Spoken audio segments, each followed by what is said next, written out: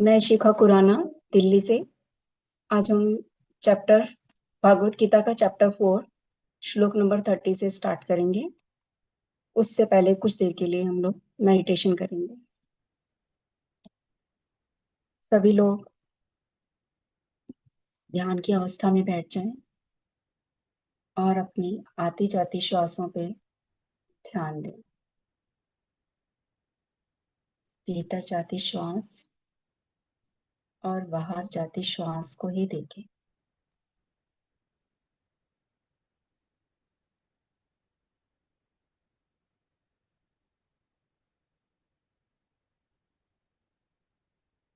ना कोई सोच, ना कोई विचार।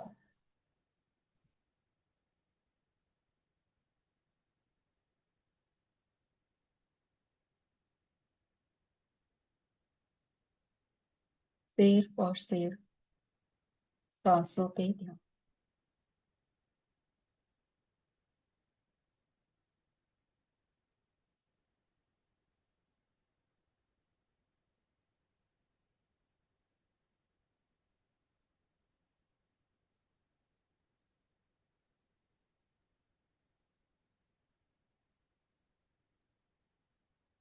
Last 5 second. 5, 4, 3, 2, 1।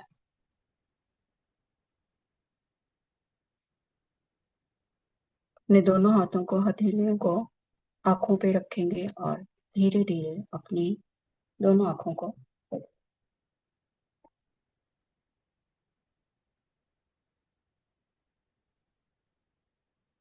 कुछ अन्य लोग भी हैं जो बाहर छोड़े जाने वाली श्वास को अंदर भरे जाने वाली श्वास में, जबकि अन्य लोग अंदर भरी जाने वाली श्वास को बाहरी श्वास में रोककर यज्ञ के रूप में अर्पित करते हैं। कुछ प्राणायाम की कठिन क्रियाओं के द्वारा भीतरी और बाहरी श्वासों को रोककर प्राण वायु को नियंत्रित कर उसमें पूरी तरह से आत्मसात हो जाते हैं। कुछ योगी जन अल्प भोजन कर श्वासों को यज्ञ के रूप में प्राण शक्ति में अर्पित कर देते हैं। सभी प्रकार के यज्ञों को संपन्न करने के लिए परिणाम स्वरूप योग साधक अपनी अशुद्धता को शुद्ध करते हैं। एक्सप्लेनेशन। कुछ लोग प्राणायाम के अभ्यास की ओर आकर्षित होते हैं, जिसका सरल शब्दों में अर्थ प्राणों पर नियंत्रण है। इसमें निम्न क्रियाएं सम्मिलित हैं। पूरक, यह फेफड़ों में श्वास भरने की प्रक्रिया है। रेचक, श्वास बाहर छोड़ते हुए फेफड़ों को खाली करने की प्रक्रिया है। अंतर कुंभक कुंभक, फेफड़ों में श्वास को भरने के पश्चात उसे भीतर रोकना। इसमें बाहर छोड़ी जाने वाली श्वास को भीतर की श्वास में स्थगन अवधि के दौरान पूर्णतः रोक दिया जाता है। बाह्य कुंभक, श्वास बाहर छोड़ते हुए फेफड़ों को खाली करना। इसमें अंदर भरी जाने वाली श्वास को बाहर छोड़ी जाने वाली श्वास में स्थगित अवधि के दौरान पूर्णतः रोक दिया जाता है। दोनों ही कुंभक क्रियाएं जटिल हैं और इनका अभ्यास योग्य प्रशिक्षक की देखरेख में ही करना चाहिए, अन्यथा शरीर को क्षति पहुंच सकती है। प्राणायाम का अभ्यास करने वाले योगी श्वासों को नियंत्रित करने की प्रक्रिया का प्रयोग इंद्रियों पर अंकुश लगाने और मन को स्थिर करने के लिए करते हैं। तब फिर वे अपने संयमित मन को यज्ञ की आहुति के रूप में भगवान को अर्पित कर देते हैं।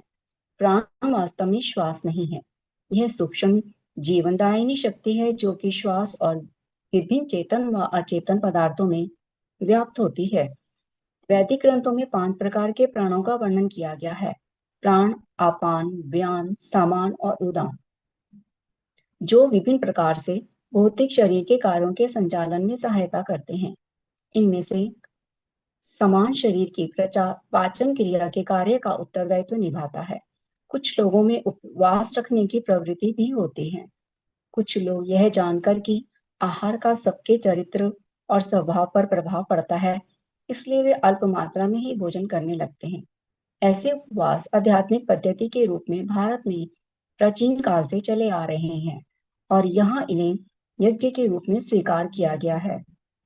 जब कम मात्रा में आहार का सेवन किया जाता है तब इंद्रियां शिथिल हो जाती हैं और सामान, जो कि पाचन शक्ति के लिए उत्तरदायी होता है, स्वयं ही निष्प्रभावी हो जाता है। इस प्रकार से यह कुछ लोगों द्वारा किए जाने वाले यज्ञों के स्वरूप है। लोग मन की शुद्धि के लिए विभिन्न प्रकार के ऐसे कठोर तप करते हैं।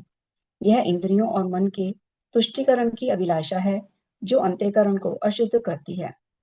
इन सभी कठोर तपस्याओं का उद्देश्य इंद्रियों और मन को सांसारिक पदार्थों से सुख पाने की स्वाभाविक प्रवृत्ति पर अंकुश लगाना होता है। जब ये तपस्याएं भगवान के समर्पण के रूप में की जाती हैं, तब इसके परिणाम स्वरूप अंतःकरण शुद्ध हो जाता है। पहले किए गए उल्लेख के अनुसार अंतःकरण शब्द का प्रयोग प्राय मन और बुद्धि के आंतरिक तंत्र के लिए किया जाता है। नेक्स्ट श्लोक।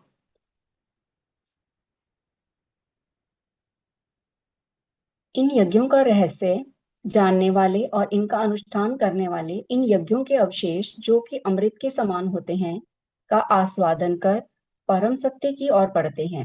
हे कुरुश्रेष्ठ, जो लोग यज्ञ नहीं करते वे ना तो इस संसार में और ना ही अगले जन्म में सुखी रह सकते हैं। एक्सप्लेनेशन।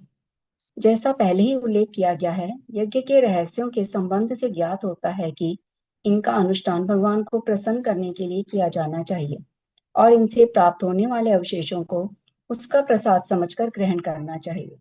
उदाहरणार्थ, भगवान के भक्तगण भगवान का भोग लगाने के पश्चात भोजन ग्रहण करते हैं। भोजन पकाने के पश्चात उसे भगवान की प्रतिमा के सामने रखकर भगवान को इसे स्वीकार करने की प्रार्थना करते हैं। अपने मन में यह भावना धारण कर कि भगवान उनकी थाली से भोजन ग्रहण कर रहे हैं, फिर वे भगवान को भोग लगाने के पश्चात उस थाली का अवशेषों को प्रसाद या भगवान की कृपा के रूप में सेवन करते हैं। इस प्रसाद रूपी अमृत का आस्वादन करने से ज्ञान की प्राप्ति, मन की शुद्धि और आध्यात्मिक उन्नति प्राप्त होती है। इसी प्रकार इसी भाव से कुछ भक्त भगवान को वस्त्र अर्पित करने के पश्चात उन्हें उनका प्रसाद मानकर ही पहनते हैं। वे अपने घर में भगवान की मूर्ति स्थापित करते हैं और इस मनोभावना के साथ घर में निवास करते हैं कि उनका घर भगवान का मंदिर है। जब सभी पदार्थ और कार्य भगवान को अर्पित किए जाते हैं, तब उनके अवशेष या प्रसाद जीवात्मा के लिए अमृत रूपी वरदान बन जाते हैं। परम भक्त उद्धव ने श्री कृष्ण भगवान से कहा था, मैं केवल वही खाऊंगा, सोचूंगा, पहनूंगा, वही रहूंगा और करूंगा जो सबसे पहले आपको अर्पित किया गया हो।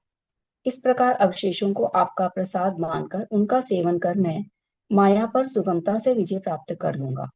वे लोग जो यज्ञ नहीं करते, वे कर्मों के प्रतिफल से बंध जाते हैं और निरंतर ही माया द्वारा प्रताड़ित होते रहते हैं। श्लोक नंबर 32। विभिन्न प्रकार के इन सभी यज्ञों का वर्णन वेदों में किया गया है और इन्हें विभिन्न कर्मों की उत्पत्ति का रूप मानो। यह ज्ञान तुम्हें माया के बंधन से मुक्त करेगा। वेदों की एक सुंदर विशेषता यह है कि वे मनुष्य की विभिन्न प्रकार की प्रवृत्तियों से परिचित है और उसी के अनुसार उनके पालन की व्यवस्था करते हैं। इसीलिए विभिन्न प्रकार की रुचि रखने वाले साधकों के लिए वेदों में विभिन्न प्रकार के यज्ञों और उनका अनुष्ठान करने की विधियों का वर्णन किया गया है। इनमें निहित सामान्य सिद्धांत यह है कि इनका अनुपालन भक्ति के साथ भगवान को अर्पण के रूप में किया जाना चाहिए। इस ज्ञान के साथ किसी को वेदों में वर्णित बहुविविध उपदेशों से किंग कर्तव्य मूड नहीं होना चाहिए। अपनी प्रकृति के अनुकूल किसी एक विशेष यज्ञ का अनुपालन करने से मनुष्य लौकिक बंधनों से मुक्त हो सकता है। श्लोक नंबर 33। हे शत्रुओं के दमन करता, ज्ञान युक्त होकर किया गया यज्ञ किसी प्रकार के भौतिक या द्रव्य यज्ञ से श्रेष्ठ है। हे पार्थ, अंततः सभी यज्ञों की पराकाष्ठा दिव्य ज्ञान में होती है। श्री कृष्ण अब पहले वर्णित यज्ञों के उपयोग परिप्रेक्ष्य हमारे समक्ष रख रहे हैं। वे अर्जुन को बताते हैं कि शारीरिक क्रियाओं के द्वारा भगवान की भक्ति करना उत्तम है, किंतु सर्वोत्तम नहीं है। कर्मकांड, उपवास, मंत्र उच्चारण, तीर्थ स्थान का दर्शन आदि सभी उत्तम कार्य हैं, किंतु अब अगर इनका कार्यान्वयन ज्ञान के साथ नहीं किया जाता, तब ये केवल शारीरिक गतिविधियों तक ही सीमित रह जाते हैं। फिर भी ये शारीरिक गतिविधियां कुछ ना करने से तो अच्छी ही होती हैं, किंतु मन को शुद्ध करने के लिए पर्याप्त नहीं होती। कई लोग इस विश्वास के साथ कि शारीरिक रूप से संपन्न किए गए धार्मिक अनुष्ठान ही उन्हें माया के बंधनों से मुक्त करवाने के लिए पर्याप्त हैं, इसीलिए वे माला फेरकर भगवान के नाम का जाप करते हैं। एकांत में बैठकर धार्मिक ग्रंथों का पाठ करते हैं, तीर्थ स्थानों की यात्रा करते हैं और धार्मिक अनुष्ठान करते हैं। किंतु संत कबीर ने अति ही वाक्पटुता से इस विचार का निम्न प्रकार से खंडन किया है। श्री कृष्ण अब पहले वर्णित यज्ञों के उपयुक्त परिप्रेक्ष्य हमारे समक्ष रख रहे हैं। वे अर्जुन को बताते हैं कि शारीरिक क्रियाओं द्वारा भगवान की भक्ति करना उत्तम है, किंतु सर्वोत्तम नहीं। कर्मकांड, उपवास, मंत्र उच्चारण, तीर्थ स्थान का दर्शन आदि सभी उत्तम कार्य हैं, किंतु अब अगर इनका कार्यान्वयन ज्ञान के साथ नहीं किया जाता, तब ये केवल शारीरिक गतिविधियों तक ही सीमित रह जाते हैं। फिर भी शारीरिक गतिविधियां कुछ न करने से तो अच्छी होती हैं, किंतु मन को शुद्ध करने के लिए पर्याप्त नहीं होती। कुछ लोग इस विश्वास के साथ कि शारीरिक रूप से संपन्न किए गए धार्मिक अनुष्ठान ही उन्हें माया के बंधनों से मुक्त करवाने के लिए पर्याप्त हैं। इसीलिए वे माला फेरकर भगवान के नाम का जाप करते हैं, एकांत में बैठकर धार्मिक ग्रंथों का पाठ करते हैं, तीर्थ स्थानों की यात्रा करते हैं और धार्मिक अनुष्ठान करते हैं। किंतु संत कबीर ने अति वाक्पटुता से इस विचार का निम्न प्रकार से खंडन किया है। माला फेरत युग फिरा, फिरा न मन का फेर, कर का मन का डार के, मन का फेर। ये आध्यात्मिक साधक, तुम कई युगों से मोतियों की माला के मन के फेर रहे हो, किंतु तुम्हारे मन से छल या कपट किया ही नहीं। इसीलिए मोतियों की माला के मनके को फेरना छोड़कर मनके को फेरो। जगत गुरु श्री कृपालु जी महाराज जी कहते हैं, बंधन और मोक्ष का कारण मन ही बखान, याते कोन्यो भक्त करो, करो मनते हरि ध्यान। मन ही मोक्ष और बंधन का कारण है। तुम जिस भी रूप से भक्ति करो, मन को भगवान के स्मरण में लगाओ। भक्ति भावना ज्ञान के संवर्धन से पोषित होती है। उदाहरणार्थ, आज तुम्हारे जन्मदिन के उपलक्ष्य में भोज कार्यक्रम का आयोजन किया गया है। लोग तुम्हें शुभकामनाओं के सहित उपहार भेंट कर रहे हैं। कोई आके तुम्हें फटा पुराना बैग देता है, कोई इसे हे दृष्टि से देखते हुए अन्य उपहारों के साथ उसकी तुलना करने लगता है। वह व्यक्ति तुमसे बैग के अंदर देखने का आग्रह करता है।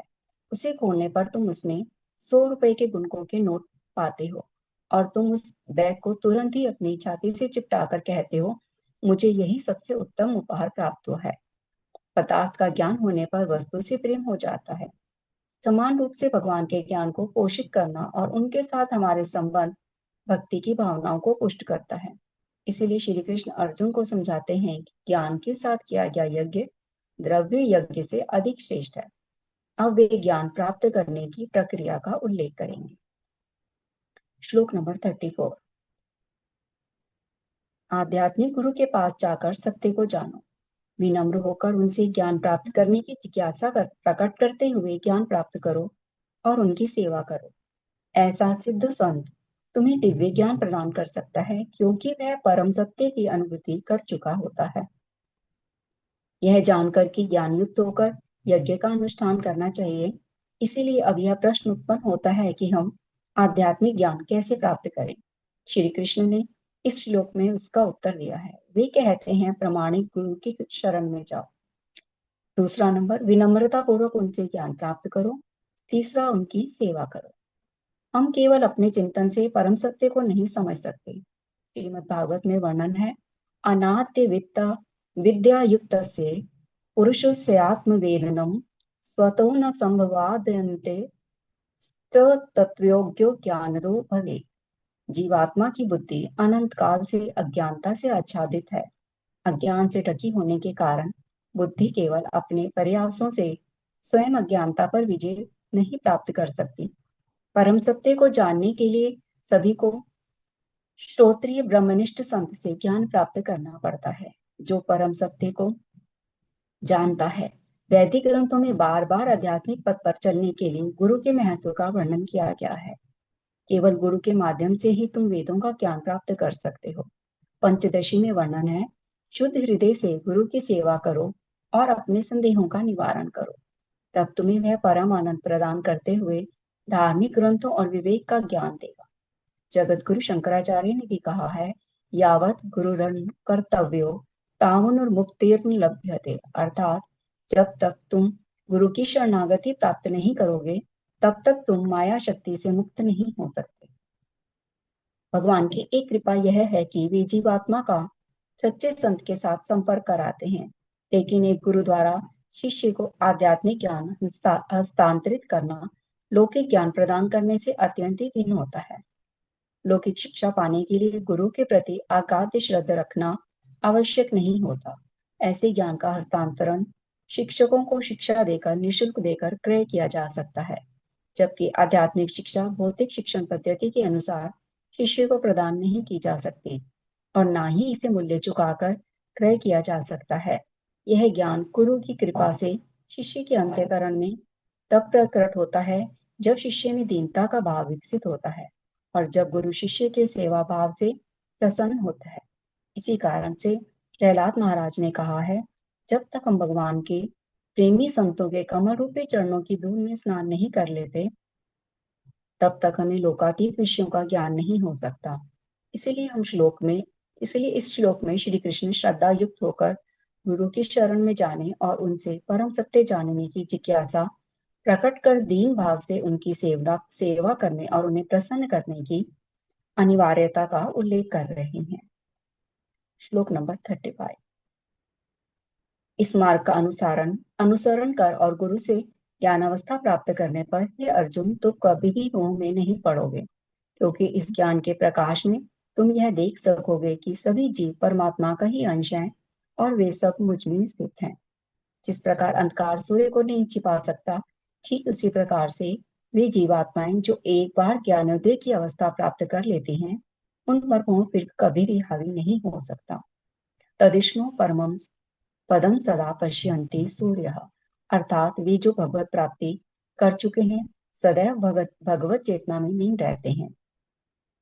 माया के मोह के कारण हम संसार को भगवान से भिन्न देखते हैं और यह विचार करते हुए कि क्या अन्य लोग हमारे निजी सुखों की तृप्ति करते हैं या हमें क्षति पहुंचाते हैं, इसी आधार पर हम अन्य लोगों के साथ मित्रता और शत्रुता रखते हैं।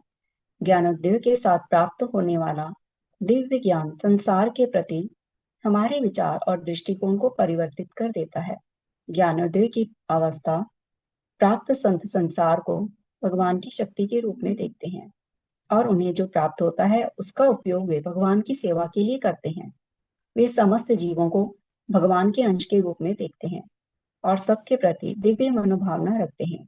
इसीलिए राम भक्त हनुमान कहते हैं, सिए राम मैं सब जग जानी, करूं प्रणाम जो रिजुग पानी। मैं सब प्राणियों में भगवान राम और सीता का रूप देखता हूँ और इसीलिए मैं दोनों हाथ जोड़कर प्रणाम करते हुए सबका आदर करता हूँ। श्लोक नंबर 36। जिन्हें समस्त पापों का महापापी समझा जाता है, वे भी दिव्य ज्ञान की नौका में बैठकर संसार रूपी सागर को पार करने में समर्थ हो सकते हैं। एक्सप्लेनेशन। मायाबद्ध संसार गहरे समुद्र की भांति है, जिसमें मनुष्य जन्म, रोग, बुढ़ापा और मृत्यु रूपी लहरों द्वारा इधर उधर हचकोले खाता रहता है। माया शक्ति के कारण सभी को 3 प्रकार के दुख सहने पड़ते हैं। आध्यात्मिक दुख, मनुष्य के अपने शारीरिक और मानसिक कष्ट। दूसरा, अधिभौतिक दुख, अन्य लोगों द्वारा दिए जाने वाले दुख और कष्ट। तीसरा, आधि दैविक दुख, अप्राकृतिक आपदाओं के कारण उत्पन्न हुआ दुख। माया के बंधनों की दशा में आत्मा को कभी भी विश्राम नहीं मिलता और ऐसी दुखद अवस्था में रहते हुए हमारे अनंत जन्म व्यतीत हो चुके हैं। खेल के मैदान में खिलाड़ियों की ठोकर खाकर लुढ़कती हुई फुटबॉल की भांति आत्मा अपने पाप और पुण्य कर्मों के अनुसार उन्नत होकर स्वर्गलोक में जाती है और फिर नरक के निम्न लोकों में भेजी जाती है और पुनः ही पृथ्वी पर लौट आती है।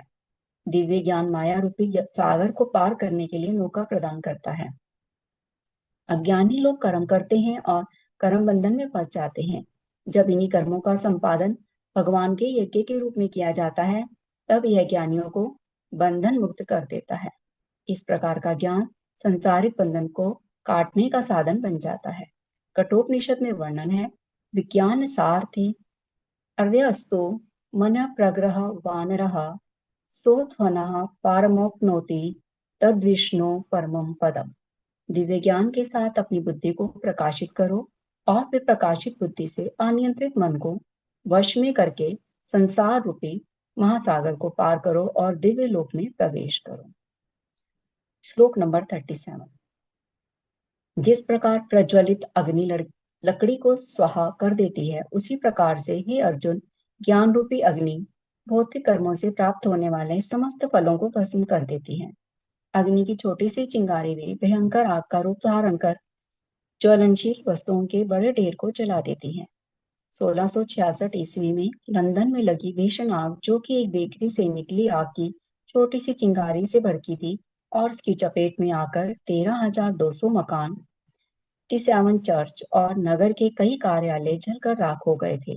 हम सब अनंत जन्मों से अपने द्वारा किए गए पाप और पुण्य कर्मों के प्रतिफलों द्वारा संचित कर्मों की गठरी को अपने साथ ही उठाए रहते हैं। यदि हम कर्मों के फलों को भोग कर इन्हें समाप्त करने का प्रयास करते हैं, तब इसमें कई जन्मों का समय लगेगा और इस दौरान हमारे और कर्मों के संचित होने की प्रक्रिया चलती रहेगी। लेकिन श्री कृष्ण अर्जुन को आश्वस्त करते हैं कि ज्ञान में वह शक्ति होती है कि वह इस जन्म में ही हमारे संचित कर्मों की गठरी को भस्म कर सकता है, क्योंकि आत्मा का ज्ञान और भगवान के साथ इसका संबंध हमें भगवान की शरणागति की ओर ले जाता है। जब हम भगवान की शरणागति प्राप्त करते हैं, तब वे हमारे अनंत काल के संचित कर्मों को भस्म कर देते हैं और हमें लौकिक बंधनों से मुक्त कर देते हैं। श्लोक नंबर 38। भी 8 मिनट रह गए इस हैं। एक श्लोक और करा करना है जा कोई? सकता है। हाँ, कर लेते हैं एक श्लोक। श्लोक नंबर 38। इस संसार में दिव्य ज्ञान के समान कुछ भी शुद्ध नहीं है। जो मनुष्य दीर्घकालीन योग के अभ्यास द्वारा मन को शुद्ध कर लेता है, वह उचित समय पर हृदय में इस ज्ञान का आस्वादन करता है। एक्सप्लेनेशन। ज्ञान में मन को शुद्ध करने, मनुष्य को ऊपर उठाने, मुक्त करने और भगवान के साथ एकीकृत की शक्ति होती है। इसीलिए यह उदात्त और शुद्ध होता है। किंतु ज्ञान को दो श्रेणियों में विभाजित करना आवश्यक है: सैद्धांतिक ज्ञान और व्यवहारिक ज्ञान। एक प्रकार का ज्ञान जिसे हम धार्मिक ग्रंथों को पढ़कर समझ सकते हैं और गुरु से श्रवण कर प्राप्त कर सकते हैं। इस प्रकार की सैद्धांतिक जानकारी अपने आप में अपर्याप्त होती है। या उसी प्रकार से जैसे किसी ने व्यंजन बनाने की पुस्तक का स्मरण तो कर लिया हो, किंतु स्वयं कभी भी रसोई में प्रवेश न किया हो। इस प्रकार के सैद्धांतिक ज्ञान से भूखे की शुद्धा को शांत नहीं किया जा सकता। इस प्रकार समान रूप से जब कोई मनुष्य आत्मा, भगवान, माया, कर्म ज्ञान और भक्ति से संबंधित विषयों पर गुरु से सैद्धांतिक ज्ञान अर्जित करता है, तब केवल इस ज्ञान से किसी को भगवत प्राप्ति नहीं होती।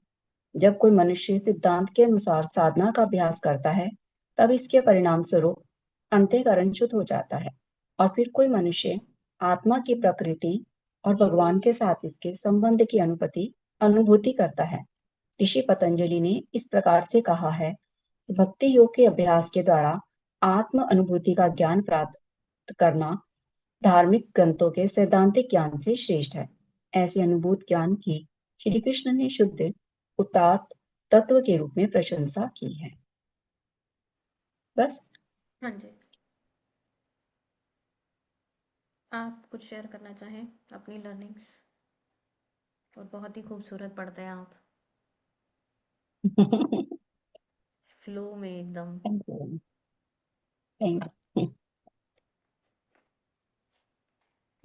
आप बताइए, आपको क्या मिली लर्निंग आज के लेसन से?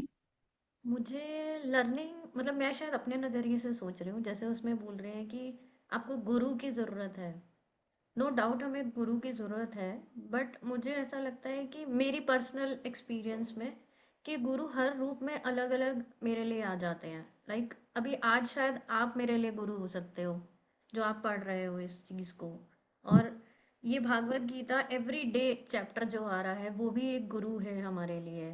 तो और अभी पिछले 4 या 5 साल में मेरे जो भी स्पिरिचुअल जर्नी में हर टाइम हर पल कोई एक नया मास्टर या एक नया कोई इंसान आया, या कोई बुक आई या कोई वीडियो आई, कुछ तो सामने आया जो मैं यूनिवर्स से अगर कुछ सवाल पूछ रही थी तो कहीं ना कहीं किसी माध्यम से मेरे तक उसका जवाब मिल जाता है। और सबसे जो इम्पोर्टेंट, जैसे कि हमने यही सीखा है कि योर ब्रेथ इज़ योर गुरु। तो आपकी जो मेडिटेशन या आपकी ब्रेथ के थ्रू बहुत कुछ हम समझ पाते हैं। मतलब ये मैंने मैंने फील किया है कि मैंने गुरु अपनी ब्रेथ को ही बनाया। फिजिकल फॉर्म में गुरु बहुत सारे अलग अलग स्टेजेस में अलग अलग तरीके से सामने आते चले गए। तो और साथ में हम ये नॉलेज भी ले ही रहे हैं। तो बाद में आके वो वाले हम पैराग्राफ पे भी आ गए कि खाली वो नहीं करना है, आपको नॉलेज भी लेनी है। तो आध्यात्मिक लेसन भी ले रहे हैं हम, और प्रैक्टिकल लेसन भी ले रहे हैं, स्पिरिचुअल लेसन भी ले रहे हैं। तो I think we are on a right track. हम रोज अपने आप को ये बता सकते हैं कि हम सही ट्रैक पे हैं। बिल्कुल सही बात है। श्वास ही गुरु है। आप शेयर करें, मे बी आपका नजरिया कुछ और हो।